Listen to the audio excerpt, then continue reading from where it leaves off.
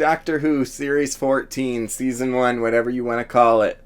Episode 4, 73 Yards. I think we've got a classic Doctor Who episode here. Not literal classic Who, but I think this one's going to be one of those timeless episodes that people talk about forever. Maybe I'm totally wrong. Maybe I'm the only person that liked it. But we have a very off episode here, and you can tell that from the start because there is no title sequence. The usual sequence where the TARDIS is going through the vortex and they give you the credits and the title, none of that plays here. Instead, it's just text down at the bottom of the screen, which I knew immediately, okay, we're going, this is going to be a weird episode. And what makes it weird is that while last week we spent a lot of time with Ncuti Gatwa's 15th Doctor standing on the landmine, this week we spend the entire episode with Ruby. And so the Doctor and Ruby arrive in Walsh, where the Doctor starts to spoil the future and tell Ruby about a future Prime Minister who starts nuclear war and things like that.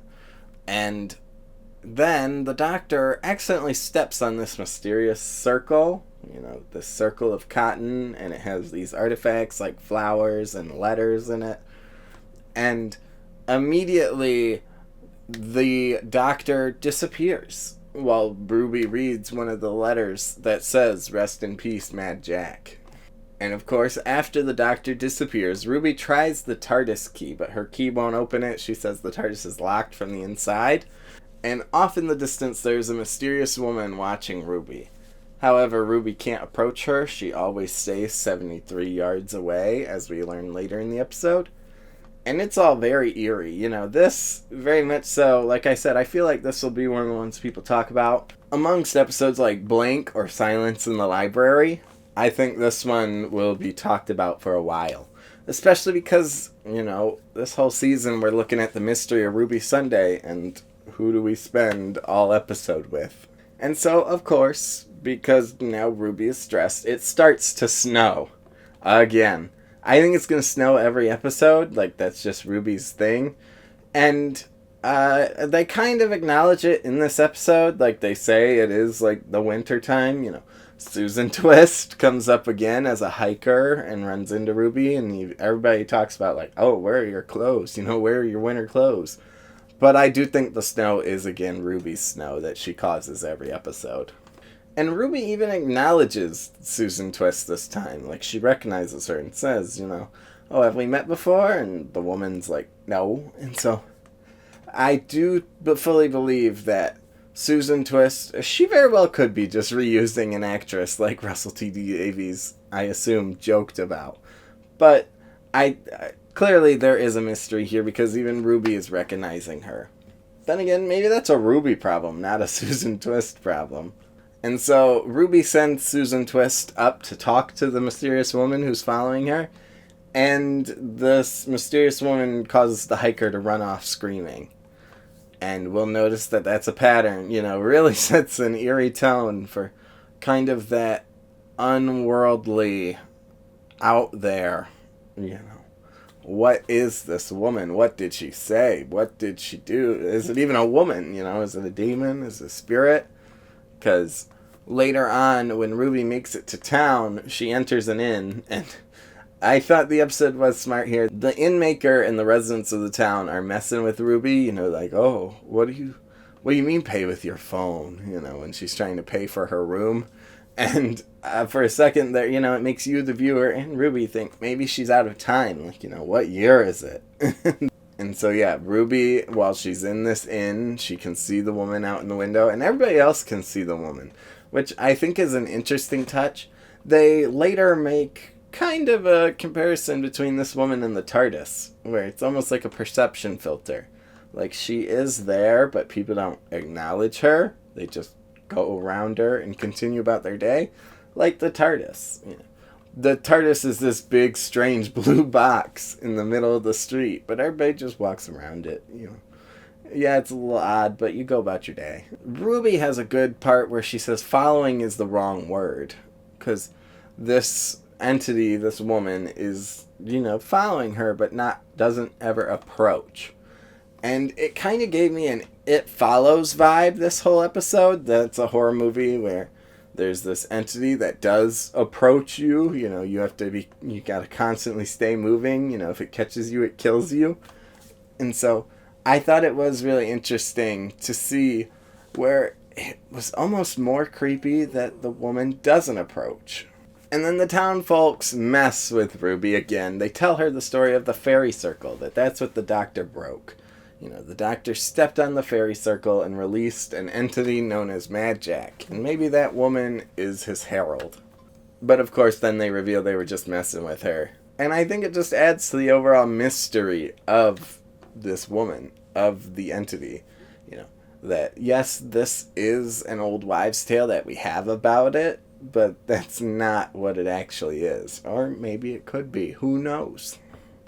Even those of us who have seen the episode don't really quite know what it is yet. So then Ruby's left with nothing else to do but wait for the doctor. She sets up a chair outside the TARDIS, and she's kicked out of the inn eventually, because they're like, you bring bad juju. You scared everybody off with your crazy woman that's following you. And I really like the line Ruby had when she's talking to the TARDIS, trying to talk to the doctor, where she says, maybe this is what you do. Because the doctor, New Who hasn't necessarily done it as much, but having revisited Classic Who, the doctor has had his fair share of just kind of dumping companions off, stranding them. They get stuck somewhere, or he can't go get them. And so it was, kind of like how Amy and Rory end up stranded in time by the angels.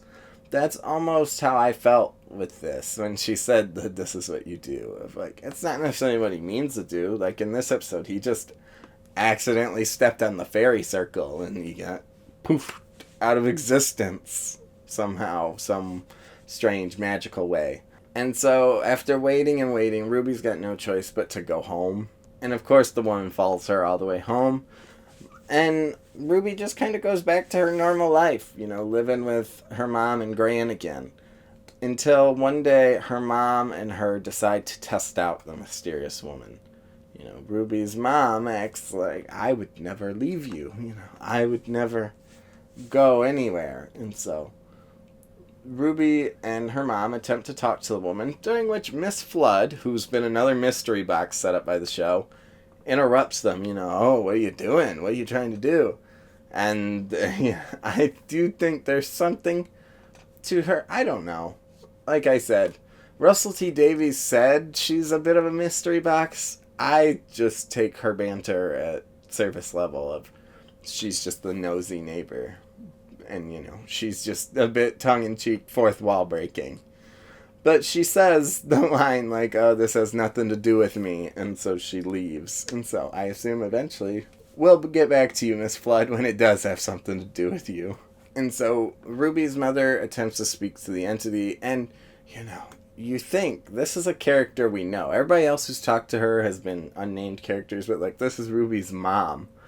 But Ruby's mother still runs from Ruby after encountering this woman.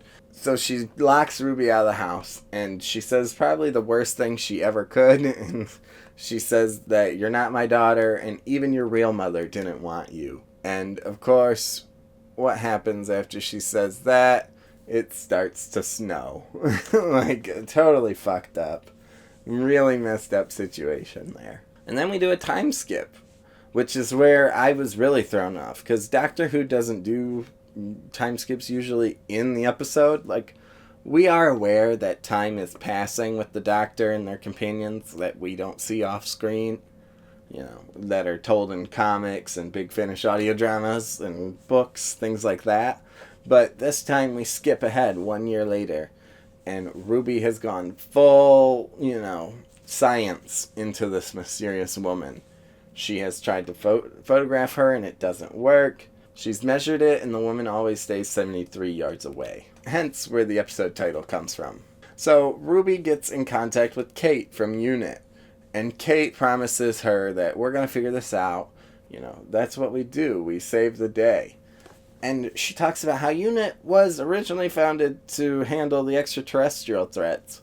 But lately they have been encountering more and more supernatural threats every day.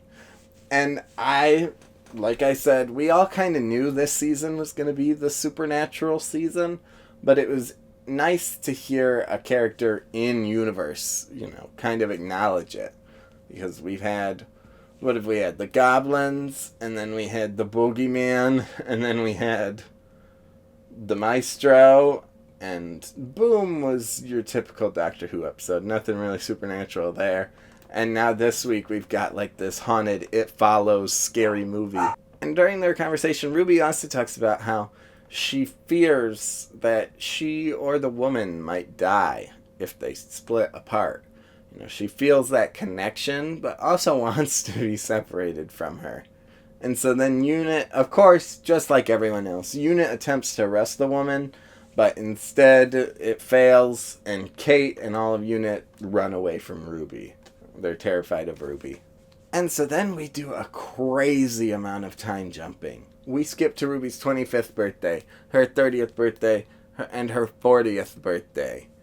And, it's kind of shown in montage. We see that all her relationships fail, because no matter how hard she tries, she cannot ignore the mysterious woman. Which, how could you, Like, part of me says you'd get used to it, but at the same time, you'd always wonder, what does she want? What is she there for? I also have to say that Ruby went to Xavier's School of Aging because, for 40 years old, she looks very young, just like the X-Men do in the most recent Fox movies. And so then, during this, when Ruby is 40 years old, she recognizes the Prime Minister that the Doctor was talking about at the beginning of the episode. And this is where she figures that this must be why. This must be what happened. I'm here to save the world. And so Ruby does use the entity, the old woman. She positions herself 73 yards from the Prime Minister, who will start the nuclear war. And what happens? It says something to him and he runs away in fear. He resigns from being Prime Minister. He never explains why. He's just full of fear. And I thought it was really interesting to see Ruby kind of weaponize the woman like that. And how she says, is that what your purpose was? And then after that, the fact, I think it satisfies Ruby, but it also feels, she still feels empty. Because after all that, she then says, can you finally leave me alone? Because the woman is still following her after what Ruby thought might have been the purpose of all this. So it is interesting to kind of see what a companion does after the Doctor. Most of the New Who companions have been set up that they're, Donna's working at Unit now, or this Martha is working with Unit, or that Rose Tyler is, a revolutionary in that alternate universe she's trapped in. Most of the New Who companions end up with a sort of extraterrestrial or supernatural ending. And so it's interesting to see Ruby where she has this supernatural element, but ultimately she's just meant to go back on with her life at this point. Wrapping back to Ruby stopping the nuclear war, something that was also really heavy and deep was there is this character Marty that it's implied is being maybe abused or harassed by the Prime Minister, and Ruby knows this. So Ruby apologizes to Marty because she could have stopped him at any point. She could have used the entity on him sooner. But she needed to make sure she could stop him and that he got the launch codes, things like that, first. And so it was, having that moment where she has to apologize for kind of inadvertently ruining Marty's life, kind of like the Doctor does sometimes. It was, I don't know, I felt that at least. I thought that was heavy. And then we do another huge time skip to 90-year-old Ruby. And this 90-year-old Ruby kind of pokes some holes in the theories of Ruby being a time... Well, I guess not, because Time Lords do still age. Like, Matt Smith got old, and then he died, of old age. So, who knows? Maybe Ruby is still related to the Doctor, or, it makes you question how she could be this strange entity that makes it snow all the time, because she does acknowledge the snow. She's talking to her like bedside nurse, and she's, oh, I used to be able to make it snow, and the nurse is, it's the meme, "Oh, whatever you say, Grandma."